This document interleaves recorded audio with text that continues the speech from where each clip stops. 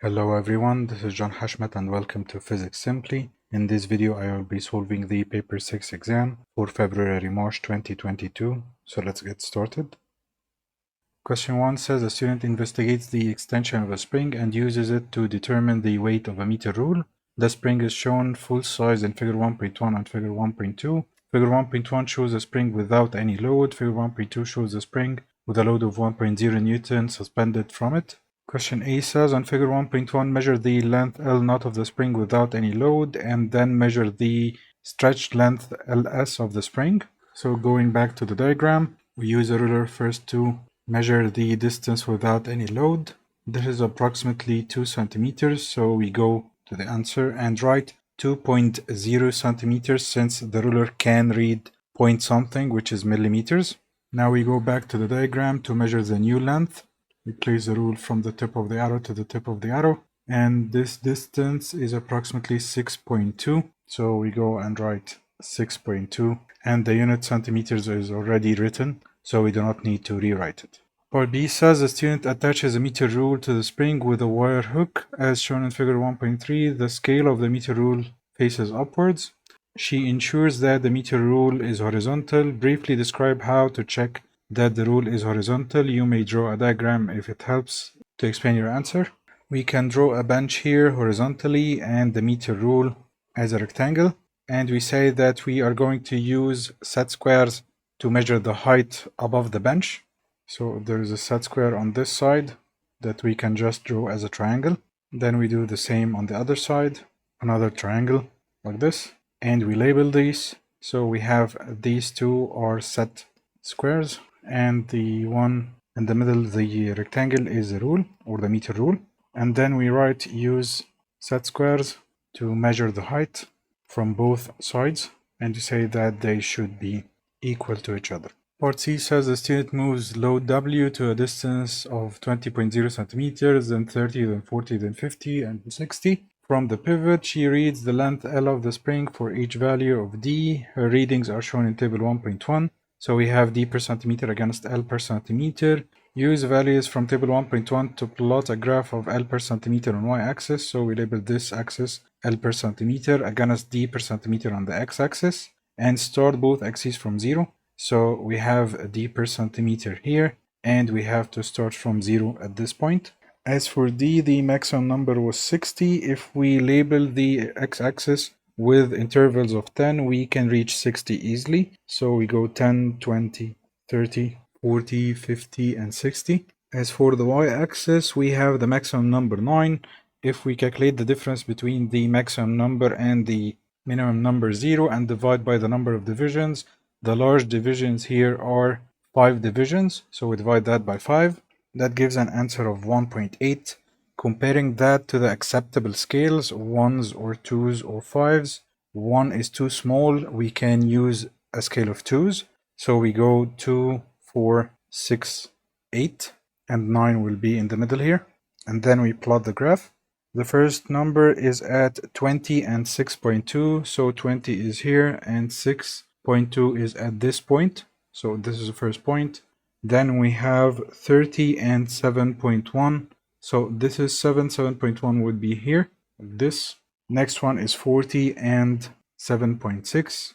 So this is 8, 7.8, 7.6 is here. So this is the third point. Next point is 50 and 8.3. So 8.2 and 8.4, 8.3 is in the middle. This is the fourth one. Last point is 60 and 9. So 60 and 9 is right here. Now this appears to be a straight line. We try to connect the first and last points and see whether it gives a best fit line or not.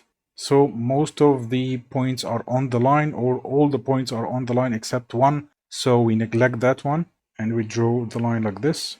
Part I says from your graph determine L, the value of L when D is equal to 0.0 centimeters. So we go on 0 on the x-axis and see what point this makes. This is approximately 4.8 centimeters. So this is the answer, 4.8 centimeters. Not all of you will get the same exact value because everyone draws the graph different.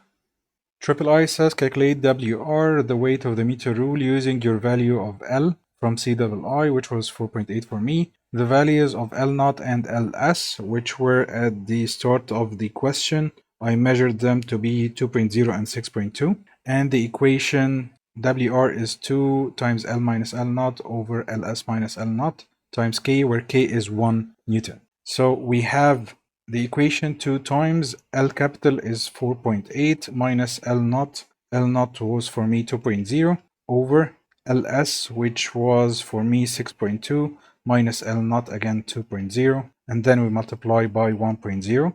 That gave me an answer of 1.3 recurring, which we can approximate to 1.3, and the weight unit is Newton.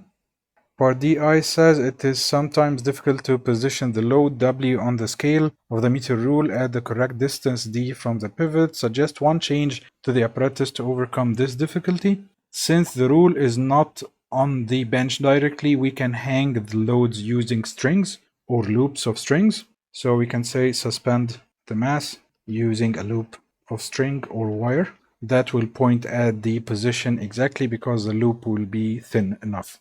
II says suggest one possible source of inaccuracy other than the difficulty described in DI. Assume that the experiment is carried out carefully. So we can say that the load may not be measured accurately, or that the rule is not uniform, which will affect the placement of the center of mass of the rule and will affect the distances. Question 2 says a student investigates the thermal insulation properties of air. He places the thermometer in a clamp as shown in figure 2.1. Record room temperature theta R shown on the thermometer in figure 2.1. So we have 1, 2, 3, that is 23. So we write 23 and the unit is degrees Celsius. Part B says the student uses the apparatus shown in figure 2.1, figure 2.2 and figure 2.3 to investigate the thermal properties of air. Beakers A and B are made of glass. Beaker A is placed inside beaker B for the second part of the experiment, as shown in figure 2.3. The lid fits tightly in beaker B, so energy loss can only happen through the side or the base of the beaker. Part I says the student removes the lead from beaker A. He pours 150 centimeter cubed of hot water into beaker A and replaces the lid. He inserts the thermometer into the hot water and records the temperature theta at time t equals 0 and then every 30 seconds. Describe 2 precautions that can be taken to ensure that the temperature reading is as accurate as possible. We can say by looking perpendicular to the scale of the thermometer, or wait until temperature stops rising at the start of the experiment, since adding the liquid causes the temperature on the thermometer to rise quickly and then stop, then starts falling back down. Part II says the student pours away the water from beaker A. He then places beaker A inside beaker B so that there is an air gap between the 2 beakers. As shown in figure 2.3, he repeats the process described in BI. His readings are shown in table 2.1. Add units to the column headings in table 2.1. So it said before in the question that we are measuring time every 30 seconds, so the unit for time is seconds, and the temperature for paper 6 is always in degrees Celsius, so we write degrees Celsius in A and B. Part C says write a conclusion stating whether the air gap affects the rate of cooling of water. Justify your answer by reference to values from table 2.1. So they both have the same time, so the rate is affected by the change in temperature, so we measure the change in temperature in each case. For A only, we have the initial temperature 85.0 minus the final temperature 67.5. That gives us a change of 17.5 degrees Celsius. And for A in B, the difference is 85.5 minus the final 79.0. That is only 6.5 degrees Celsius. So the gap decreased the rate of cooling since there is less change in temperature. Question D says a student suggests that the glass is a thermal insulator and the experiment does not just test the effect of the air gap. Suggest one change to the apparatus that would test the air gap more effectively. So we can compare the effect of using glass beakers or, for example, a good conductor of heat. So we can say that we can replace the beaker B with a metal beaker, for example, because metals are good conductors of heat, not insulators Question E says another student repeats the experiment using the same apparatus shown in figure 2.1, 2.2, and 2.3. State two variables that she should control in order to obtain readings as close as possible to the readings in table 2.1.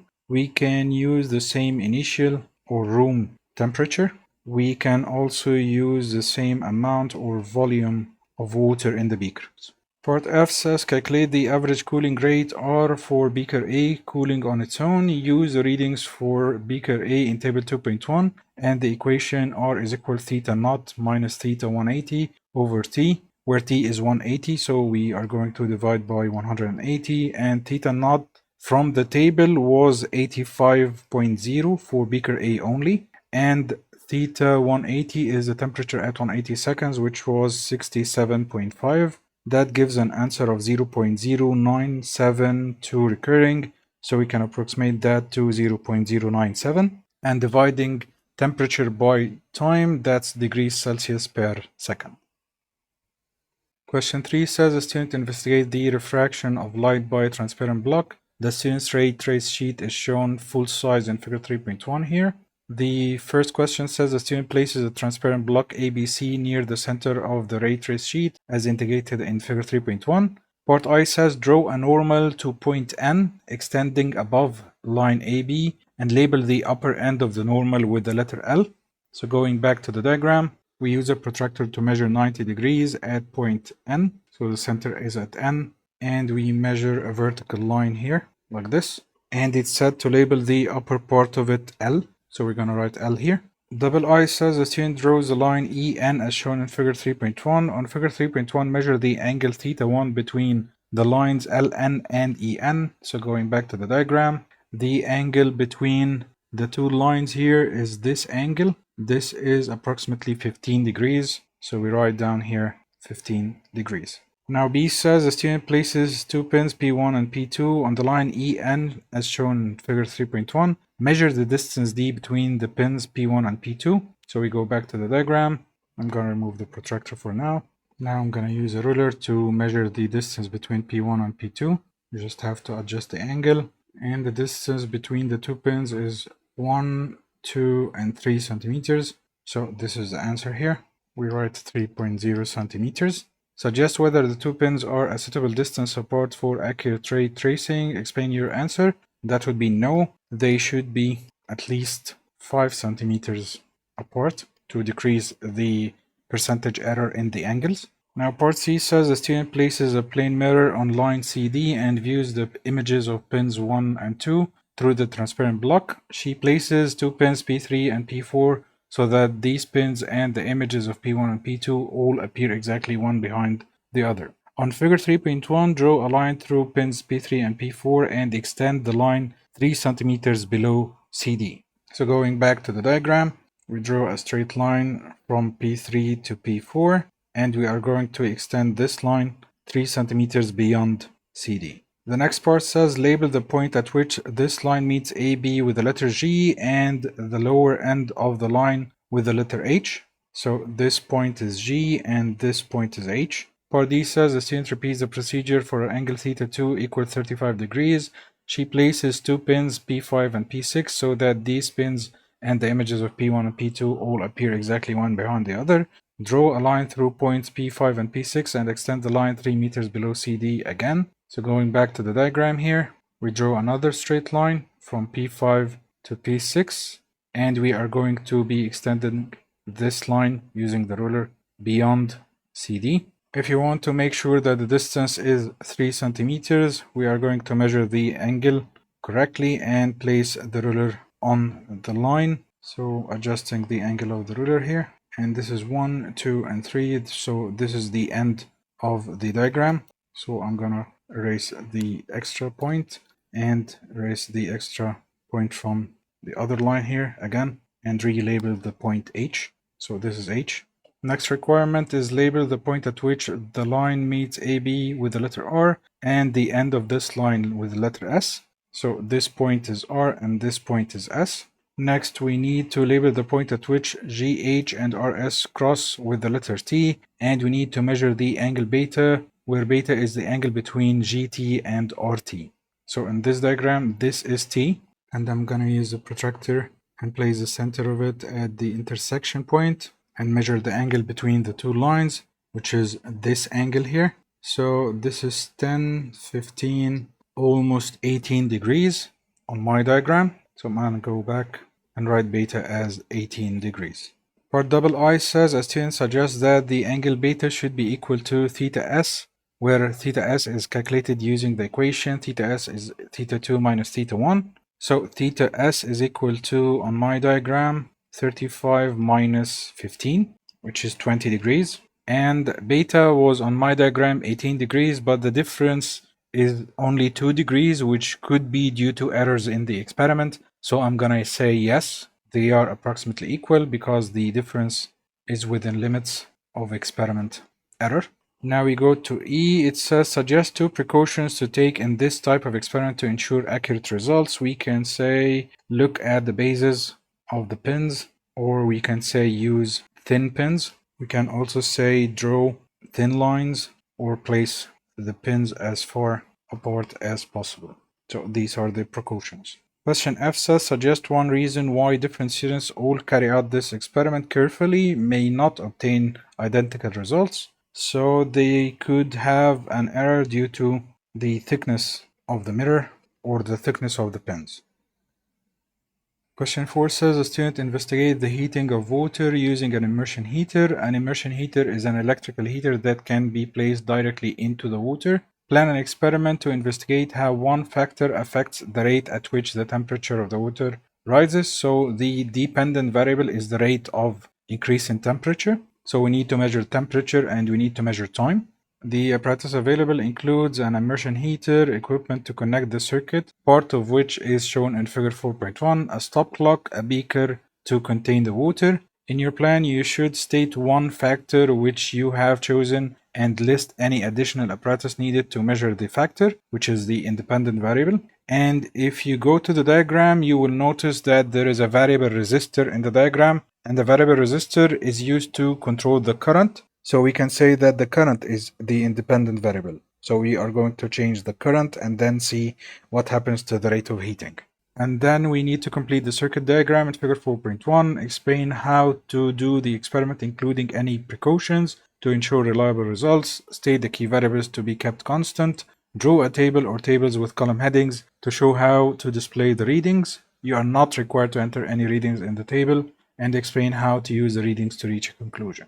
So we can add an ammeter here to measure the current, so that would be 1 mark, and a switch to disconnect the circuit between readings. And we are going to change the value of the variable resistor and then repeat the experiment. We can also draw the surface of the liquid or the water and label this part here water. We can add a thermometer as a line with a bulb underneath. So this is the thermometer to measure the rate of heating. Now we've completed the diagram. Now we use it in the description. First we say set up apparatus as shown in the diagram with known volume of water in the beaker and the heater switched off at the start. Then we say use the thermometer to measure the initial temperature of the water and we give it a symbol, for example theta 1. Now we say switch on the heater and a stopwatch at the same time. Now we read the independent variable, so we record the current and give it a symbol I on the ammeter. Then wait for some time, for example wait for 180 seconds, then record the new temperature and we give it a name theta 2.